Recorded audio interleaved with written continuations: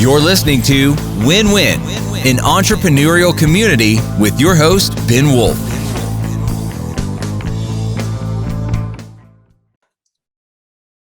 And welcome to Win-Win, an entrepreneurial community. I am Ben Wolf, as always, your host. Our guest today is going to share how to double your business with a best-selling book. Invite everybody to pause for a second, leave a review, comment, share, like, follow, whatever it is that you are allowed to do on the platform in which you are watching this or listening to it. So please do that. And with that, I want to get into introducing my guest today. She is the author of the newly released book, The Science of Getting Rich for Women, which those of you who are in person or who are looking at the video version can see a copy of me holding a copy of that up right now. There's going to be a link to that on Amazon in the episode description and in the social media. She is the founder of Sara Connell Coaching, including the Write Your Book program, which teaches participants how to write their book in under 3 months. You can find out about more at saraconnell.com. That's SARA, no H, CONNELL.com. And if you couldn't have guessed her name based on the name of her company and her website, I give you now Sara Connell. Ben, thanks for having me. Welcome. I appreciate you being able to be here. And I guess I just want to start off as we usually do with guests and kind of get a quick 2-minute background on yourself, give us a context. Obviously, there's a lot of stuff based on what you do with your clients that we could speak about, but we're going to hopefully, there's a limited time, hopefully focus on the book writing today. And I guess just give us a quick context and background into yourself and how you got to be talking about this topic. For sure. So it's funny because I definitely was one of those kids that loved books. I loved reading. I was writing stories. And I had this idea that if you were destined to be a writer, that a teacher would take you aside and tell you you're special and say, you know, you're supposed to be a writer. And because that's what happened in all the movies and the books that I watched and read. And when that didn't happen, and there was a particular teacher I had decided was going to be the one, you know, he was a published author. He had a column in the Washington Post and we all like idolized him. So I thought, this is my guy. This is the moment. This is your Yoda. This is my Yoda. And no, I mean, it never happened. And he liked all the guys in my classes writing, which was really good, by the way. They're awesome. And I'm still friends with some of them. And I didn't understand at the time, but what happened in that moment is I said, oh, I'm not good enough to do this. I don't get to have this dream. Like I didn't understand I was really giving that power to this authority figure, but I was. So I went and got a job in advertising, sort of like adjacent to, you know, the kind of work I wanted to do.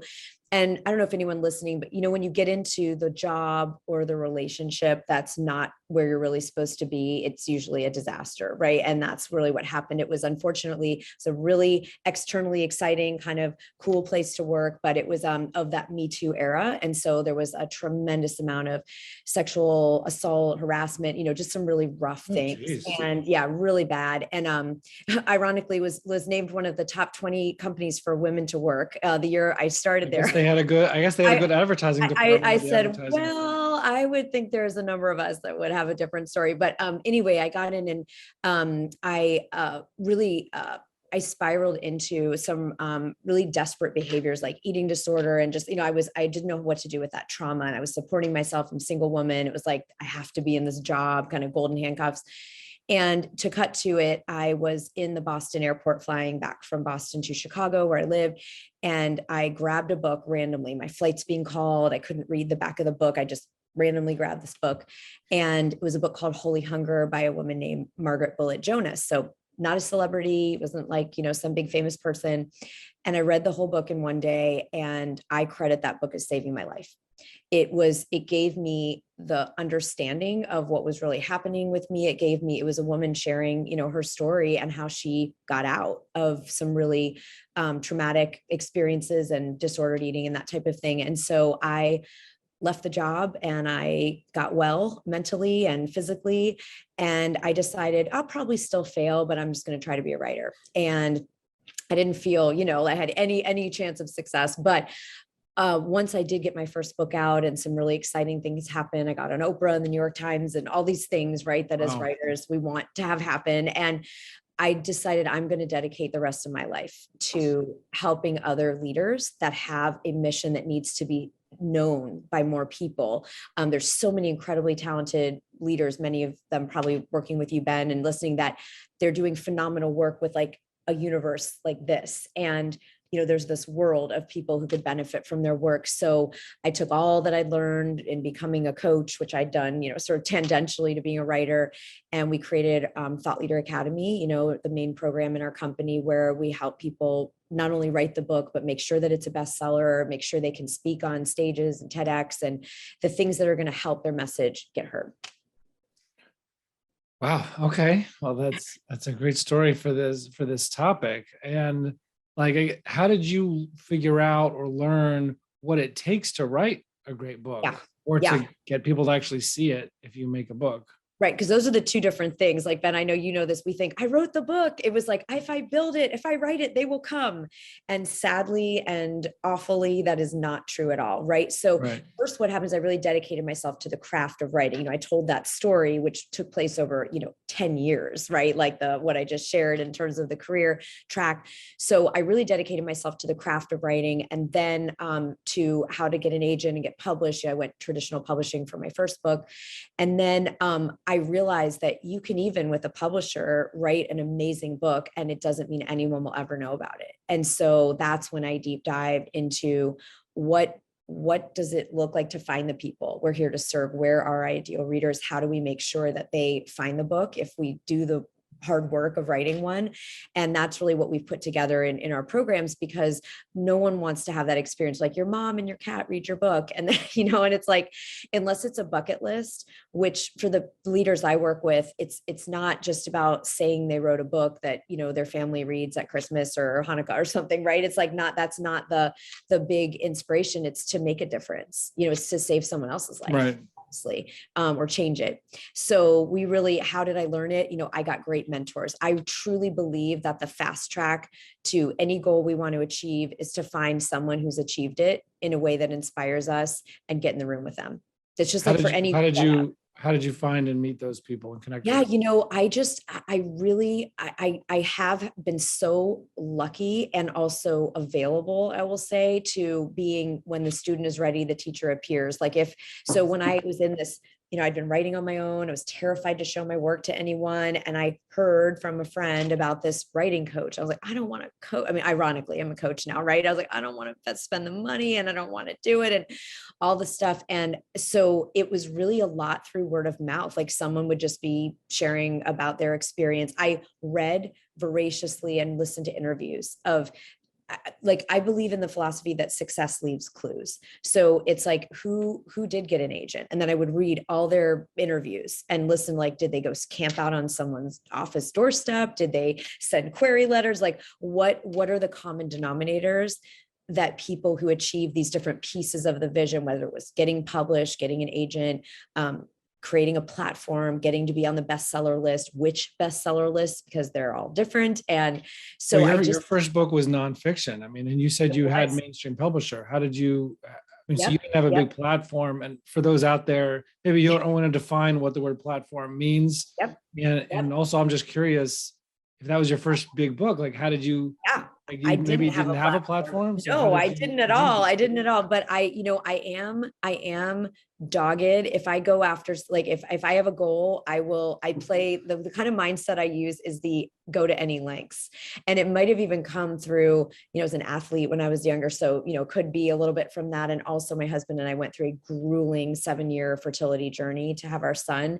And I think that experience, the good thing that it gave me career-wise was, just full surrender, is like whatever it takes. And so I apply that in my business a lot. It's like, I didn't have all the right, I'm not a celebrity. I didn't have a big social media following, but what I did was the kind of humiliating task of asking everyone I knew, does anyone know any literary agents? And of course, no one I knew did. And then I went to conferences. I read acknowledgement sections. If you get someone's book and you look at their, who are they thanking? And they all thank their agent. And so I would make lists of their agents and then I would pitch them. And of course, none of them even responded, right? Like no one. So I think whether it's launching a business, a product, a course, a book, it's the being willing to let the ego go and just say, if this is truly my goal, there's a way. And I just kept, meeting with people who'd done it, asking them questions. How did they, like informational interviews for a job, but I did that with getting an agent. Now, most of our authors don't bother with agents because the publishing world has changed so much, and we can just very successfully publish through small presses or hybrid or self-publishing and platform. Because you'd ask Ben, simply as your sphere of influence, your level of visibility. It's like how many people on Instagram, Twitter, Facebook, if you have a column, if you have a podcast, it's your sort of overall reach. When you put something out in the world, how many people get to see it is considered in the writing world your platform. So why we care is not because we want to have, numbers, but for impact, right? Because if we have 10 people on our platform, that's how many people we can impact. But I have a lot of tricks with our clients of how to borrow other people's audiences. So it's not like just because it takes years if you want to build up your Instagram to 100,000 people. I don't mess with that. I believe in leveraging other people's audiences. So helping our clients find influencers to partner with and create, we call them mission bridges, like people that share your mission, that are going to be excited to share about your book, excited to, it's not like, oh, promote my book. It's, hey, we're on the same team. And I care about what you care about. And I would like to be a resource for your people. Not all of them will do it, but influencers, being on other people's podcasts, like we're doing right now, speaking on platforms, stages, TEDx, those kind of things where you can reach more people quickly than building your own, brick by brick social media numbers. Right. Now we mentioned this topic of double your business with a book. What is different about how you approach either the writing or the marketing of a book, if that is your goal? If your goal, and this is a entrepreneur's podcast, right? So if people are thinking of writing a book for a business purpose, not for a personal mission, maybe the same thing applies in a different way for a personal mission. But when you think about writing a book to increase your business or double your business, as we put it, what's the difference in the writing or marketing process? Huge difference. And really the key is, you nailed it, Ben. If people want to inspire with their book, they want to write a memoir, they want whatever it is, that's wonderful. You can do that. But if you also want it to double or 10x your business, there's some very specific things, you want to think about doing. One is that early on in the book, give people a very strong incentive to move from reader to potential client. And how we do that is you can look at a book like Profit First, because maybe many people listening to this are familiar. I read that a month or two ago, actually. Right. Mike Michalitz's book, he did not just hope that people will read the book and then Google his company and find, he said, he mentioned like 25 times, like I have these Profit First professionals. I have a network of them. Go and get, and what he starts with, instead of even a sales pitch, because that can get kind of infomercially, is, hey, do you want to find out how screwed you are with your numbers? In a very loving way, come take this assessment. And guess what we all have to do if we want that Profit First assessment with customized results? We need to put in our name and our email. Well, of course, once Mike Michalowicz has our name and email, he can email us, they can call us, all the things, right? They become a lead. And so we are now doing, like, if you see in this book, we created QR codes in the book. Yes, so I was hoping to read it this weekend, but I noticed all those QR codes. So, and I don't believe, again, like there's certain books like Secrets of the Millionaire Mind where every other line is like, come to our next seminar. And that's not my style. It's too salesy for me. So I just put in really rich value, interactive experiences. So it's like, hey, I can guide you through this exercise in the book. Of course, I've written it all out. Or swipe your phone over this QR code and I'll guide you through it in real time via a video. And by the way, there's a workbook and we have a whole book portal, essentially a website I have a lot of our clients create who want to double their business. And then someone is binging your content. They go to get the workbook, or they go to get the quiz, or they go to get the guided exercise, the template, could be anything that's valuable to the reader. And then they're suddenly in your world. They can watch testimonial videos. They can watch, and people want to consume video content. As much as I will always love books, people love video. So you do a video podcast, right? There's these ways. And so now people from my book, and we've had hundreds so far, just launched, but we've had hundreds go to the portal. It'll be thousands soon. And they go and, most of them are going to consume multiple pieces of content there instead of just the one thing they came to try out from the book. Right. So those are ways, interactive experience, ensure that you're capturing names, emails, and if possible, cell phone numbers. People are willing to give them a lot of times. I'm shocked, but then you can text message, you can have a salesperson on your team if you have the type of structure set up. I'm so excited you got the book. Love to hear what's resonating. Just very kind, personal outreach. We have scripts for our clients of how to do that, to really be authentic and also have someone really become a potential client, not just a reader. And to do that, we just have to bring them somewhere where we get their information. Because someone gets our book on Amazon, as you know, Ben, you can't reach out to them. You have no contact information. So that's, I think, the key messages. All right. So it's using the resources, the quizzes, the graphics, the videos, as you said, to bring them into the world and, put it behind an email wall, so to speak. Well, that's it. You have a way, right? And then really finding out about what they need and want, because then your email content, you're nurturing to them. If people have the infrastructure to do personal outreach, that's what we're starting to do. We just hired a person to just everyone who goes and opts into the book portal gets an outreach from our team that is not automated. That's real, a real Right. human who cares about their vision and how can we help and support them. So, it just depends. I've done sales alone in my company until like this year. So sometimes you don't have the infrastructure to do that, but you can certainly send them an email sequence. You can certainly let them know about your next event. Those of you that run, workshops or masterclasses, whatever you might be doing for lead generation. So that's a key. And just making sure that, in terms of converting, having your book be that lead magnet, and then getting on other people's audiences of your ideal reader. Who are those influencers or podcast hosts or conference booking agents that you get in a room of 900 people that are your ideal client and written the book on it, literally. Right. I want you, right? Right. 100%. Very cool. Let's go back to the book writing process for a minute here. Talked about, the name of the course, like what's a top, 2 or 3 things that you would tell people are thinking of writing a book just on the writing process? So what are the biggest tips of how to do that right, or what mistakes to avoid? For sure. I think one thing is thinking a mindset piece I would start with is suddenly people think I have to be someone other than myself to be a writer. And I would offer people, I'm a writing geek. I love it. I live it. It's wonderful. But most of my clients, it's their first time they've ever thought about writing a book. They aren't writers necessarily. And it doesn't mean they can't write a spectacular book. And so sometimes people think I have to suddenly be this other person with this whole other skill set. And I really offer for everybody to think about, what are you already doing in the world? Everyone listening to this is an entrepreneur. You have a passion that's lit you up enough to start this business. And then how are you already helping people solve a problem or achieve a dream? If a book helps people even solve a piece of their problem or achieve the next step of a dream, it's going to be a book they'll read and they'll share. Just like, we talked traction books or profit first, like, hey, we're going to help entrepreneurs get out of the weeds, and do things differently. Like you and your team help people do, Ben. And it's like that criteria of solve a problem, achieve a dream, all of you who are entrepreneurs are already doing that. And so just think your book is a love letter to your ideal client to help them solve the problem, achieve a dream. And we complicate it and think it has to be this whole other thing. If you have a coaching program, you just turn that into your book. And I use a structure called SSS, just to keep it very simple, 3 S's. Mm-hmm. So you think about a book, like the first chapter or section of your book is your story.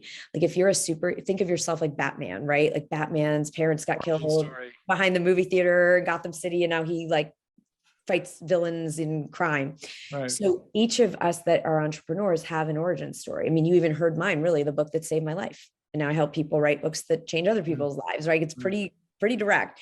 So we all have some reason we're doing what we're doing, either maybe through a trauma or crisis, or maybe through a powerful vision. And so letting the reader know what that is, why you're the right riverboat guide, to take them down the rapids. And then the second S is the situation. So that's looking at, every one of your topics, every one of you that have a business, there's a cost if people don't solve this problem. There's a situation in the world. So you tell your own personal story first, and then you zoom out and say, hey, by the way, I'm not the only I'm not the only person that faced this health crisis or this, business challenge or whatever it is that you particularly do in your business. And you be a little like a journalist, like let them know the lay of the land. Like Mike McAllowitz said, what it was, 80% of businesses make no profit. That's a startling, disturbing fact as an entrepreneur. It's like, that's depressing. And I was that person. I was like, oh my God, Mike. Right. He describes it and it's like every month it's like, oh, just a couple more sales. And then, but then the expenses grow and it's like, oh, just a couple more sales. Totally. And you're like, oh, I have to reinvest this one piece, but then there's going to be profit and there's not. And so he gets you in your pain. Think of pain points and costs and what are the stakes? The rest of the book is the third S, which is your solution. And that's if you are a coach or an expert, you have a framework, a modality, you just break that into your chapters.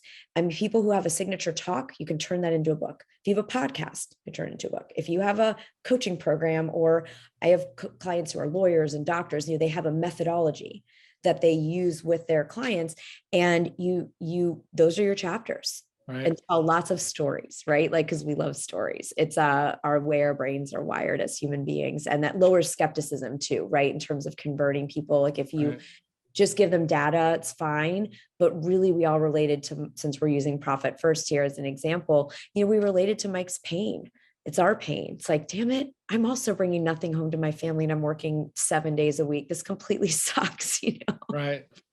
Yeah. And he told a story. I forgot their names. It was these two business owners, and he just kind of tells their story again and again throughout the book, applying different parts of it to what happened with them. And you can do that. Like if you've got a client that really went through your whole framework, you can fictionalize their name, take out distinguishing characteristics, of course, or ask their permission either way. But you can let the reader take the journey. Like the traction books kind of do that, especially with Get a Grip, which was fictionalized. But I'll always remember Carol. Carol was the wrong person wrong person in the right seat. I always think, are we having a Carol situation here? Like there you go. It stuck. Those books stuck with me. Right. Yeah, that's true. And as I think I might have told you separately from this podcast that, I'm working on my next book. I just finished the first draft, and it's like, it actually uses that structure of, kind of like my story. Yeah. And then like, what's the situation? Basically, why do people go and become this? The next one's going to be 4 fractional leaders, either aspiring or early stage. Great. And like guiding how to set up their practice, get clients, and deliver great results to their clients. And, you just take, like you said, okay, what are all the major pieces, become the chapters, after you tell your story and describe the problem. But tell me about a couple of other people. I heard kind of a little bit about you and your book's story. Sure. But tell me a couple of people, whether they're clients or other people, how they've transformed their businesses in some way, somehow utilizing a book as a tool or as a means of helping that happen. Yeah, for sure. So one of my sort of, in year 2 clients, Perry Grossman is a phenomenal leader. She really specializes in women over 50, reinventing, creating a dynamic next chapter, whether that's, some people experience divorce or empty nest or just like they're in a different phase. And she's really a champion, of that next chapter work. And so she just the same thing as myself and other people. She was doing great work with a few people. And she's like, there's just more that I want to contribute and share. So we worked on the book first. She did a book, which was interview style. That's another way to fast track your book. Like you can write your methodology, your process, and then feature a number of other people's stories. So you have 25 women's stories in your 25 book, right? Self-made women millionaires, right? That pivoted during the pandemic and were able to support their families, contribute to their communities and I also didn't want to be like a book of just like a white woman telling her story, right? I wanted diversity and we wanted many people in different industries and backgrounds. So that was important for that book. So this is something everyone can think about. You can write a smaller section and then feature other stories. Mm-hmm. So Perry did a book like this on her topic. And it was a reinvention after 45.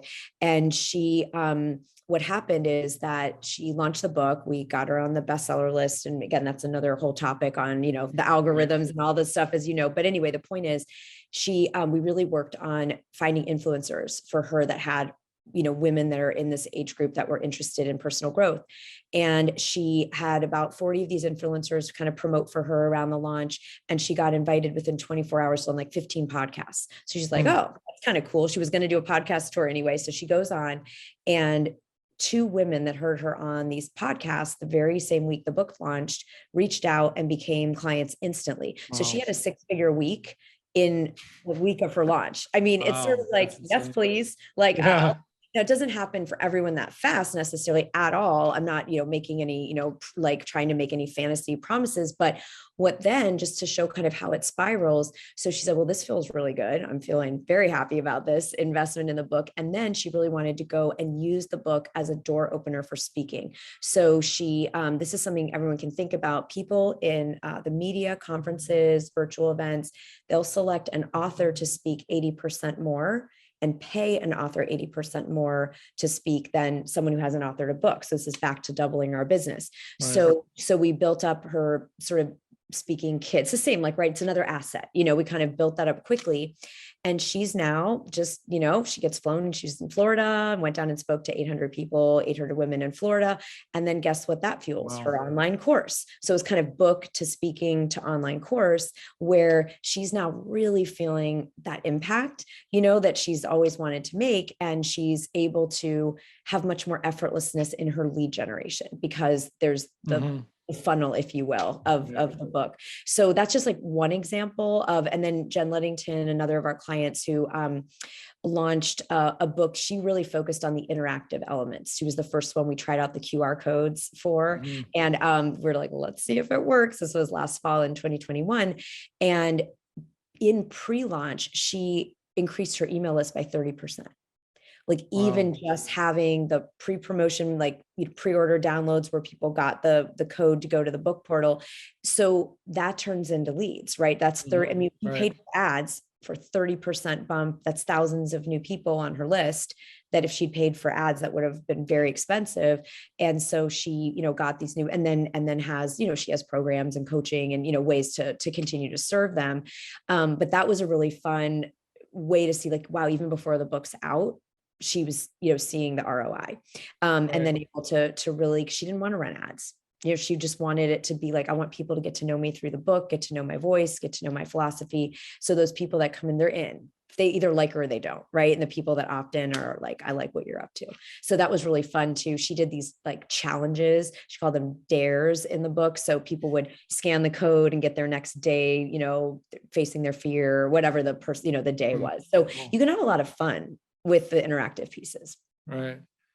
That's very cool. Very, very cool. I appreciate you sharing all of this and taking the time to come on the podcast today. As we said before, anybody can get information about Sara and her, coaching, book writing, and other programs at saraconnell.com, SARACONNELL.com. And I don't know how intuitive the spelling is and all of that. So perfect. I want to make that clear. But anyway, thank you, Sara. I really appreciate you coming on. Thanks, Ben. I appreciate being here. Thank you. Awesome. And we'll see everybody else on the other side. Thank you. You're listening to Win Win, an entrepreneurial community with your host, Ben Wolf.